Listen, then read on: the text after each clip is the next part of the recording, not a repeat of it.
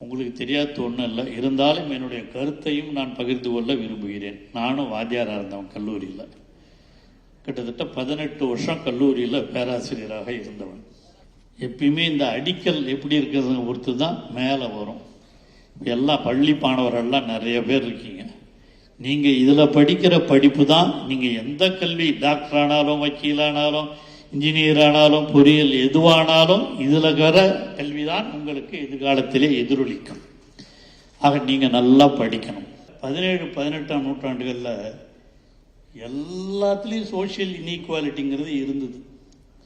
அமெரிக்காவில் எடுத்துக்கிட்டிங்கன்னா நிறத்தின் அடிப்படையில் பிளாக்ஸ் அண்ட் ஒயிட்ஸ், வெள்ளையர்களுக்கும் கருப்பர்களுக்கும் அது சோஷியல் இன்ஜஸ்டிஸ் தான். அதுக்கு போராடினவர்கள் தான் வெள்ளையர் ஆதிக்கத்தை எதிர்த்து போராடி கருப்பர்கள் 1750 என்பதில் சொல்கிறேன். ஏன்னா என் தீசிஸே, டாக்டரேட்டுக்கு நான் பண்ண தீசிஸே Dravidian movement in India and black movement in USA தான். அதனால் எனக்கு அந்த வரலாறு தெரியும் கொஞ்சம் ஓரளவுக்கு. அப்போ அந்த மாதிரி போராடிய காலம் உண்டு. எப்போ வெள்ளையர்கள் என்ன பண்ணாங்க தெரியுமா? இந்த பிளாக்ஸை சர்ச்சுக்குள்ளே அலோவ் பண்ண மாட்டான். அதனால தான் என்ன பண்ணாங்க, பிளாக்ஸ் உரிமையோடு பிளாக் சர்ச்சுன்னு ஆரம்பித்தாங்க. நம்ம இந்தியாவிலேயே தமிழ்நாட்டில் தான் சோசியல் மூமெண்ட்ஸுக்கு அதிக முக்கியத்துவம் கொடுத்து எல்லோரும் சமம் என்ற உணர்வை உருவாக்கியது தமிழ்நாடு தான். இன்னைக்கும் வட இந்தியாவில் அது எவ்வளோ சரியா இல்லை. சிறுபான்மையினா யார் இங்கே இருக்கவங்களாம்? எல்லாம் அமெரிக்காவிலேருந்து வந்து குடியேறினவங்களா? நீங்கள் இங்கே இருக்கிற கிறிஸ்தவர்கள், இஸ்லாமியர்கள்லாம் அரேபியாவிலேருந்து குடியேறினவங்களா? நீங்கள் இங்கே இருக்கிறவங்களாம் லண்டன்லேருந்து குடியேறினவங்களா? நீங்கள் இங்கே இருக்கிற மனோ தங்கராஜ்னா இதில் வெளிநாட்டிலேருந்து அமெரிக்காவிலேருந்து அவங்க அப்பா தாத்தாலாம் வந்தாங்க? இல்லை. இங்கே இருக்க வில்சன் அப்படியா வந்தார்?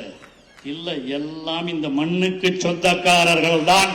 என்ன மாதிரி வயசானவங்க யாரையும் காணோம். ஒரு 70 வயசு 65 வயசு, நீ கொஞ்சம் வயசாக இருக்கும்னு நினைக்கிறேன்.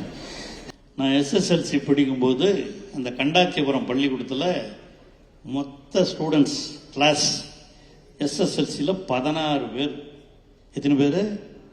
16 பேர். இப்போ எங்கன்னா +2ல் +1லாம் 16 பேர் படிக்கிற ஸ்கூல் இருக்கா? எல்லாம் எவ்வளோ பேர் படிக்கிறாங்க? 200, 300, 400 தான் படிக்கிறாங்க. அப்போ நாங்கள் எஸ்எல்சி படிக்கும்போது எனக்கு 2 வாத்தியாருங்க கன்னியாகுமரியிலேருந்து வந்தவங்க தான். ஒருத்தர் தங்கராஜ்னு பேர், இன்னும் இல்லைங்களா வாத்தியார் பேர் மறக்க முடியுமா? அவர் சயின்ஸ் வாத்தியார். அப்போல்லாம் சயின்ஸ் வாத்தியார், ஹிஸ்ட்ரி வாத்தியார், சோஷியல் வாத்தியார் தான். சோஷியல் வாத்தியார் முகமது பராக்னு, அவரும் கன்னியாகுமரியிலேருந்து வந்தவர் தான். என்னடா கன்னியாகுமரியிலேருந்து 400-500 கிலோமீட்டருக்கு கண்டாச்சிபுரத்தில் வந்து வேலை செய்கிறாங்களான்னு அப்போ எனக்கு தோணலை, இப்போ தோணுது. ஏன் வந்தாங்க? அப்போ வாத்தியார்களே நம்ம ஊரில் கிடையாது. படித்தவங்க பூரா கன்னியாகுமரி, திருநெல்வேலி, அங்கேருந்து படிச்சுட்டு இங்கே வந்து வாத்தியாரா பண்ணவங்க தான் ரொம்ப பேர் இங்கே செட்டில் ஆகிட்டாங்க. அண்ணாமலை யூனிவர்சிட்டியில் படித்தேன். அந்த ஹாஸ்டலில் சேர்ந்து படிக்கிறதுக்கு நாங்கள் பட்ட கஷ்டம் கொஞ்சம் நஞ்சம் இல்லை. மாதம் 21ஆம் தேதி ஆனால் பணம் கட்டணும். 21ஆம் தேதி பணம் கட்டணும்னா இப்போ மாதிரி செல்ஃபோன்லாம் கிடையாது. அப்போ நான் சொல்கிறது 65, 66. அங்கே ஹாஸ்டலுக்கு போய் ஹாஸ்டலில் ஒரு ஃபோன் இருக்கும். அந்த ஃபோனில் எங்கள் ஊர் இடையாறு கிராமம், அதுக்கு பேசணும். அது பேசணும்னா அங்கே இருக்கிற போஸ்ட் ஆஃபீஸுக்கு நான் ஃபோன் பண்ணணும்.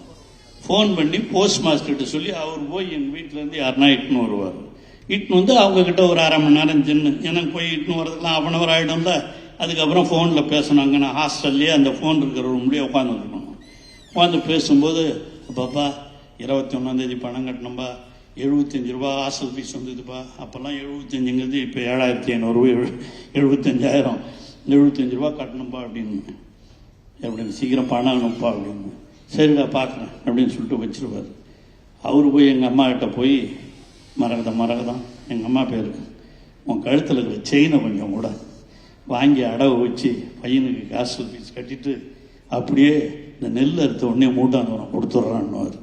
ஆமாய்யா, போன தடவை இப்படி தான் சொல்லி வாங்கி போனேன், என் செயின் சிக்கானா நெல்லிங்கானான்னு எங்கள் அம்மா சொல்லி சண்டை போட்டுனே செயினை கொடுத்துருவாங்க. அப்படிலாம் கஷ்டப்பட்டு படித்த காலம். நாங்கள்லாம் வயசானவங்களுக்கு தெரியும். இப்போல்லாம் ஹாஸ்டலில் தங்கி படிக்கிறதுக்கு பணம் கட்டுறதுங்கிறதெல்லாம் எவ்வளோ பெரிய கஷ்டமான வேலைன்னு. அதையெல்லாம் உணர்ந்த தமிழக முதலமைச்சர் தளபதி மு.க. ஸ்டாலின் அவர்கள் இன்னைக்கு என்ன பண்ணிருக்காரு? புதுமை பெண் திட்டம், தமிழ் புதல்வன் திட்டம்.